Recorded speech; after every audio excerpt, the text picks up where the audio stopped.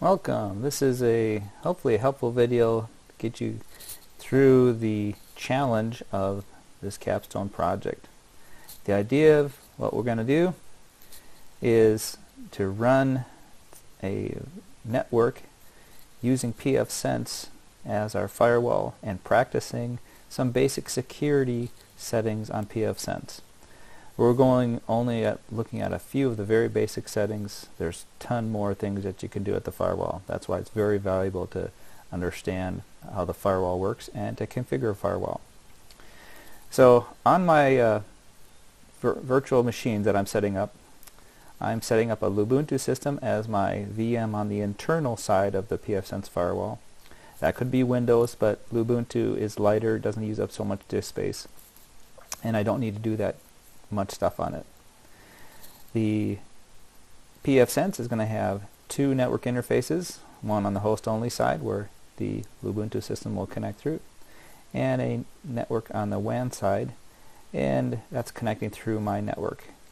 I'm running on a laptop on my home network, but I can bring in this my laptop and connect it to the lab network, and it will then work over that WAN. On the PC, I could have another PC on the network acting as a OpenVPN client, or I could try to get another VM to put him on the WAN side. Here's a little network diagram that might help you understand what my basic setup is. This is my Virtualbox host. I'm running on Ubuntu 19, testing out whether the 19 features will work. The latest version of Virtualbox is standard on Ubuntu 19.04. On its host only side, I've configured that with that address, and we'll see how that's configured. And so that's referred to as my host only network side. You think of that as a virtual network, and my PC is on that side, my internal PC. My LAN on the firewall, which is also an installed virtual machine. He's got a manually assigned IP address. The pfSense system is acting as a DHCP server on this network, and we're going to make sure that Virtualbox doesn't try to do that. There's a setting that it will act as a DHCP server, getting in the way of my pfSense needing to be DHCP server. So that's my internal network. Now over here then we have the WAN side, which has the virtual WAN side, and that's essentially the bridged virtual connector out of pfSense. And I have another VM, so I have three VMs running. So a PC with plenty of memory will run a little peppier. I have I think about 2 gigs assigned to each of the Ubuntu systems, and I think 2 assigned to that. If I install Windows, I attempted to install Windows 10 over here, and it just froze my system when I tried to give it 4 gig of memory. So I'm not sure what's going on with Windows 10. I could not get it to run as a virtual machine underneath Linux Virtualbox. Runs just fine as Virtualbox in Windows. So this host is actually the only thing connected to the network. It's bridging these. You can think of the bridged connectors as connecting to the WAN side. They actually get addresses assigned to them by the lab firewall, or at home, my home router. So think of that as a network. It is essentially the same as my bridge network, but remember that bridge network is going through Virtualbox and then out to the network. Okay, so let's take a look at what the Virtualbox settings look like. Here I'm over in Virtualbox. First thing I'm going to do before looking at the settings for each machine, let's go to the main settings, the preferences in Virtualbox. Will show you my general settings, where my machines are being kept. The network here, don't worry about that. We'll leave that alone. There's another place to go deal with our networks, having to do with our host-only networks. That's over here under File, Host Network Manager. This is an important step to make sure that our various adapters, which in this case I have my VBox Net 0 adapter, he's got a, look at that, a manually assigned IP address of 192.168.56.1. That's the host-only side network. A very important thing I do not enable here, I do not want this acting as a DHCP server. If I did, I could then enter pools of addresses to assign. I want pfSense to act as a DHCP server. So I do not enable DHCP server. Okay? And other than that, let's take a look now at my pfSense settings. Now this is the newer version. I can go into settings here, or I can go over here and view my details. I'm going to go here to settings. That's the friendliest way to get there. Now the main thing here with pfSense is my network. I connect one side to the bridged adapter, and as I go and boot off a different machine, this adapter name may change.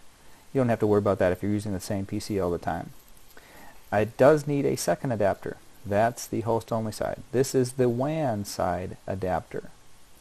I don't need any more than the two. So WAN side adapter 2 and host side adapter, he's bridged because he's providing the virtual gateway for the internal PC.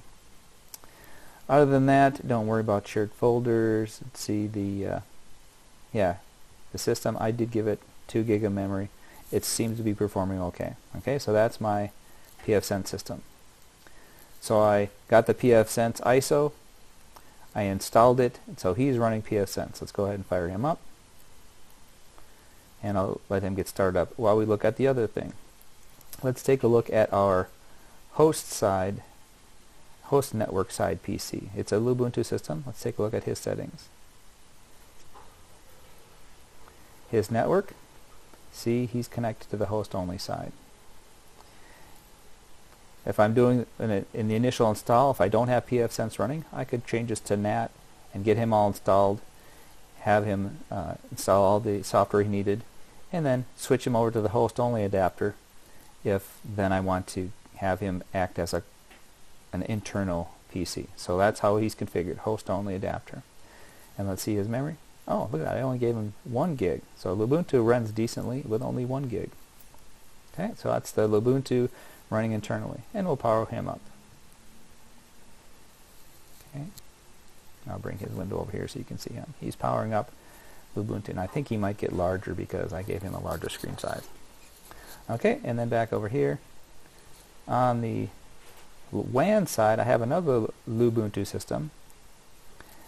He's going to act as a web server on the WAN side. I could just as well visit Google, but he'll act as a web server just to verify his capabilities. I attempted to get him to connect through the OpenVPN. I was not successful. I also had a window. Let's take a look at what his settings would be. Forgot to show you the network. So his network, you can guess, he is on the bridged adapter side. If ever I wanted to make him an additional internal PC, all I'd have to do is switch him to the host-only adapter side, and he would automatically connect. Because I leave all of these running DHCP addressing assigned unless I need a static address. In the real world, your pfSense would have static addresses on the WAN side as well, because you want to guard that IP. Everything else, DHCP auto setting is fine. And let's see. Oh, I gave him a little bit more memory, and that's it for him. So let's fire him up.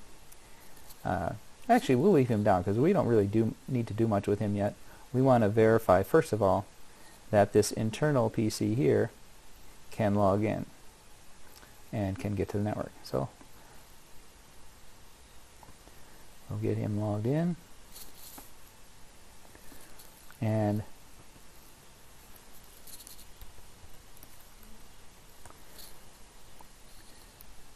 see what he's getting for addressing assigned. Ubuntu uses different Windows manager other than GNOME. And let's configure his panel so we see him at the top. I like putting him at the top.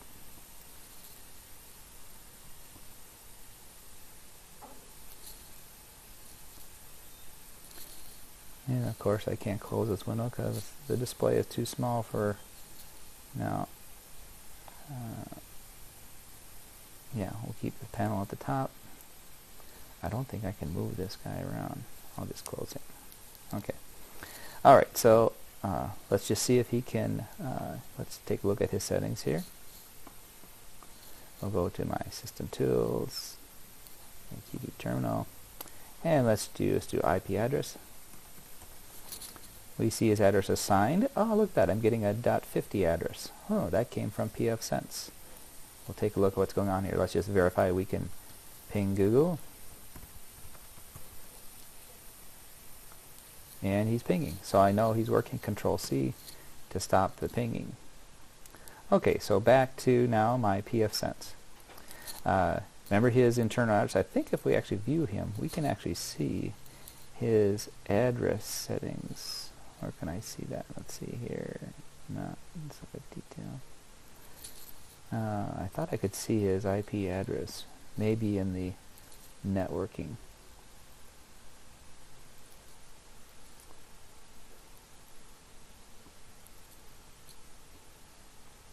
Now, somewhere VirtualBox actually shows. Let's see if I can see my network manager here. Oh, my network operations manager guy didn't come up. Let's try tools. There we go. No, I was hoping to see different networks. Okay. Now we can go up to connect to our pfsense system.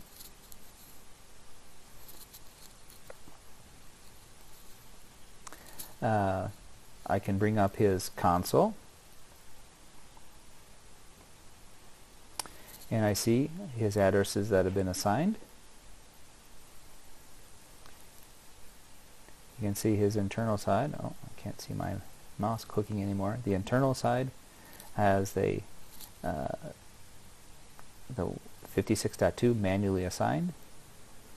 The external got DHCP assigned, and that's my home network. That's where we're getting the 192.168 address. Okay, now we want to connect to our pfsense. pfsense by default only connects, and that's a security thing. You only allow administration from the local network side. Since my host PC, remember my host PC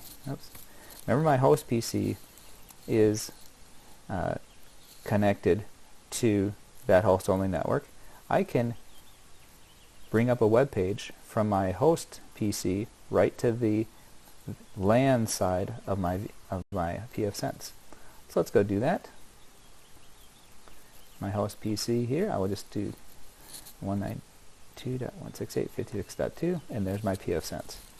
If you get that login on the host side, you know that you've got it set up right. So back at the pfsense, when you're here in the internal side,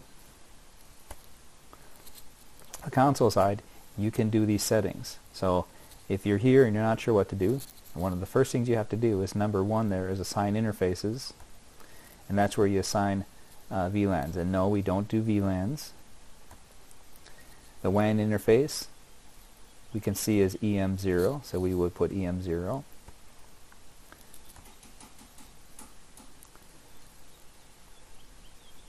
And the LAN interface would be EM1. Now, those are because they were created in that order. That's adapter 1, adapter 2. So adapter 1, the way I set it up is always the WAN side.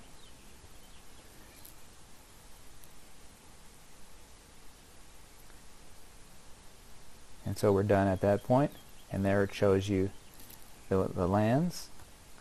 And then by doing this, it's actually doing a renewal of its DHCP lease on the WAN side. And then when it's done, up will pop the screen. And if the network is working correctly, if things are bridged, you have a DHCP server on the network, you will get your DHCP address reassigned. I had manually assigned an IP address to the LAN side. So if I do, I'll go through that. Number 2, LAN, choice 2. And here's where I enter my LAN side DHCP. Remember, this is based on what Virtualbox had assigned for the host-only side. So I give it the 192.168.56.2. Remember, that's the LAN side address of the pfSense machine. So that's what I gave it, and I told it I want a Class C 24-bit. And so that's, I can ignore DHCP, and no, I do not. Oh yes, I do want my pfSense to act as a DHCP server, so I do answer yes to this. Now I can also configure this from the web page side, and I can enter the values that I had entered. 192.168.56.50 was where I started. I'm going to go 50 to 99.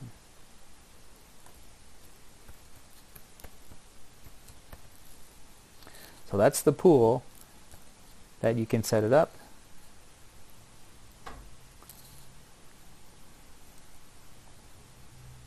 Oh, entered the wrong address.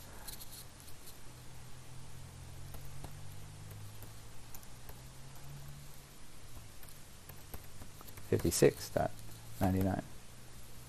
Okay. So these are the things you can configure from the console. That's about the rest of the only things I needed to do. Just to check that you can log in, I often will enable the secure shell at number 14. Enable it, yes.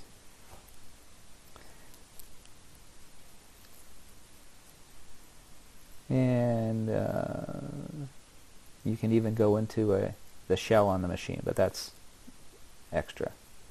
Okay, so that's the pfSense setup. Once you have this set up, then you should be able to get the web page like that. And I've set it up to log in. The default login is admin. If you're really going to be secure, you will even change the default login. And I've set it to the Phil Polstra password. And now I have my pfSense. Now the first thing I want to do is make sure he's on the latest version. I click on here if I want to update, or I can go into the menu. Because I'm on a small screen, the menu is not across my menu bar here. I can go over here in the system, and we'll go down to the update. Here's where you can get it to check for updates, and if it's not up to date, there'll be a button there to do the update. And you can check your update settings. Default is to continue update. Okay, on the pfSense side, other things that you want to do here is, let's see, what do we do? Oh yes, in the package manager, we're going to, once we have VPN set up, we're going to install this OpenVPN client export. That isn't going to be needed until we actually are setting up I'm done setting up the OpenVPN. But since I'm getting ready to do some snort filtering, I go to available packages and search for snort. If I know snort, or if I want to just look for IDS. And there's the various IDSs. Snort is the one I want you to set up and do some simple filtering. Suricata is another great one. You're welcome to install that. Here's how easy it is to install a package. As that runs through the installation, it'll show you success or failure and all the little steps it's taking. We're not using snort yet. We're going to get the VPN thing set up first. Okay, so we'll get into further the details there, but that's just showing you that your pfSense is working. It's updated. If you haven't updated, I would do that just to make sure that you're on the same version as everyone else. And what else here? In your system, user manager, I'm eventually going to be setting up a VPN user, but I do that after I set up the VPN. Okay, so now the other host, my WAN side host. Both of them are powered off right now because they don't really need to do anything. Let's just check their settings. His network is bridged. Don't need any other networks installed here. And this is going to be acting as a little web server that I can, filter and or put other items on there. Otherwise, I can just practice browsing to the internet. I can put firewall rules in my pfSense to disallow other PCs. This is the PC that I want to be connecting over the VPN, unless I have others in my lab. Windows 7 I did install, but he's too old to work with the latest version of OpenVPN. So I could not get him working, so I'm leaving him powered off. If I can't get either of these to work as connecting to OpenVPN, I'm going to bring this into the lab and export my pfSense VPN setup to a Windows 10 system in the lab and have it connect into my internal VPN. But if you have, I would do a Windows 10 here if you're using Windows as your VirtualBox host, and Windows 10 installs fine. My Windows 10 installs were crashing. Okay, so what have we done here? Let's take a look at setup. Oh yes, here. So there's the logical diagram of the setup. And so on the pfSense side, what we need to do is configure our host-only network in the network tools, no DHCP server running. Second network is bridged. That's the WAN interface. And if it's set up correctly, your internal VM PC should be able to connect to the internet. And let's go ahead and verify that. I'll go over to my internal Ubuntu system. Bring him up.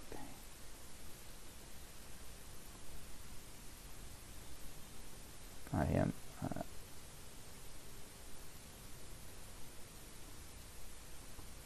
Uh-oh, what happened? Oh yeah, there's the window. Let's close that. There we go. Let's bring up a web page.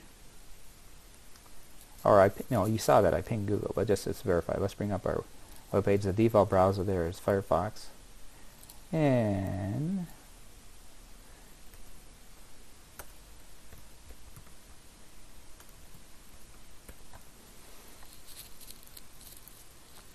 he is browsing the internet. So the ping showed as well as the website.